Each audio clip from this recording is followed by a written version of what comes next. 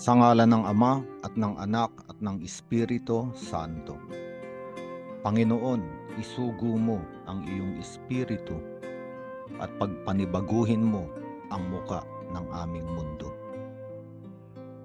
Ang ating ebanghelyo ngayon ay mula kay San Mateo, Kabanata 18, talata 15 hanggang 20. At ang ebanghelyong ito ay nagpapatungkol sa pagtutuwid sa kapatid.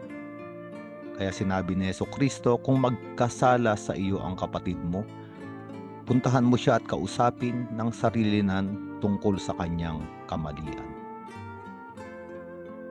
At ito ay maaari nating sabihin na pagtutuwid.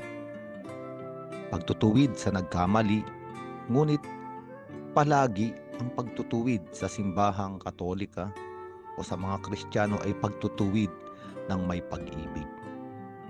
Sapagat ang pagtutuwid ay hindi para wasakin ang itinutuwid. No, kahit nga si Jesucristo, binigyan niyang kaganapan yung sinabi ni Propeta Isaias na hindi niya babaliin yung gapok na tambo o yung aandap-andap na ilawan ay kanya nang papatayin. At ito rin ang sinasabi sa atin. Totoo, nagkamali ang kapatid o maaring tayo ay nagkamali. Ngunit ang pagtutuwid ay palagi ang pagtutuwid ng pag-ibig. Hindi para wasakin ng tao, kundi para buuin muli. Kaya pa sinabi pa rito ni Jesucristo, kung hindi siya nakinig, huwag magsawa, huwag sumuko, bumalik uli at magsama pa ng ibang mga kapatid. At kung hindi pa rin nakinig, sabi niya, ay dali na siya sa simbahan. Maaring makinig siya sa simbahan.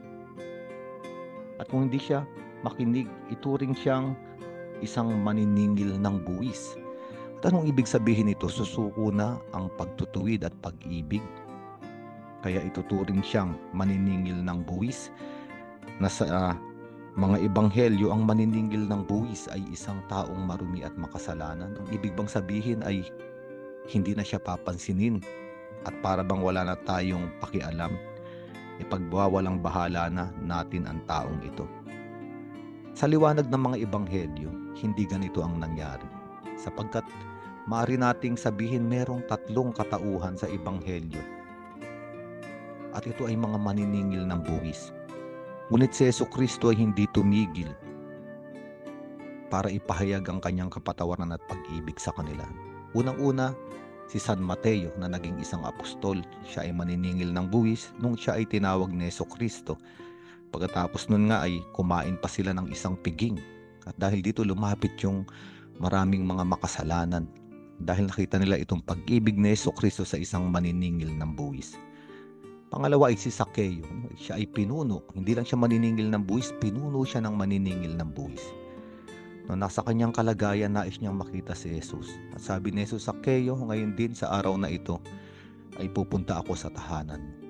At totoo, sabi ni Jesus, ang taong ito, anak din ni Abraham, ay karapat-dapat sa pagliligtas. Yung ikatlong tao, ito ay nasa talinghaga ni Jesucristo. Sa templo, nandun yung Pariseo na nananalangin sa kanyang sarili. Masyado ang tingin sa mataas ang tingin sa kanyang sarili, sa kanyang pagiging matuwid habang hinuhusgahan ng iba. At nandoon yung isang publikano o maniningil ng buwis na hindi man lang makatingin sa langit, dinadagukan yung kanyang dibdib at humihingi ng awa sa Diyos. At sinabi ni Jesucristo, ang umuwi na pinagpala sa araw na yun ay yung publikano na humihingi ng awa sa Panginoon. Ang ibig lang sabihin nito ay walang hangganan ang pag-ibig at awa ng Diyos. Isang araw, itong mga maniningil ng buwis, kahit sa simula ay ayaw makinig. Isang araw, sa panahon na sila ay hinipo na ng Diyos at nais na nilang magbalik loob, bukas pa rin ang pintuan ng langit. Bukas pa rin ang pintuan ng simbahan. At ito ay mabuting balita para sa ating lahat. Sapagkat ang prinsipyo ni Jesus at ng mga Kristiyano ay kamuhian ng kasalanan, ngunit palagi ang mahalin ang nagkakasala. Kung meron man tayong kalaban, ito ay ang kasalanan at ang may akda ng kasalanan. pero hindi natin kalaban yung nagkasala. Kaya nga, palaging nasa isip ng Diyos na tawagin pabalik itong mga nagkakasala. At ito ay karanasan nating lahat. Kaya nga sa araw na ito, totoo pwede nating sabihin sa ating mga sarili, ako ay mahina, ako ay nagkakasala.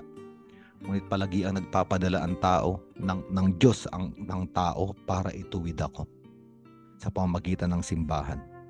Sapagkat hindi niya nais na magpatuloy ako sa pagkawasak, kundi para mabuo muli. Kaya nga si Jesucristo, isa lang naman yung sinabi niya na nakapako siya sa krus patungkol sa mga nagkakasala. Ano ang sinabi niya? Ama, patawarin mo sila, hindi nila alam ang kanilang ginagawa. Sa ngalan ng Ama at ng Anak at ng Espiritu Santo.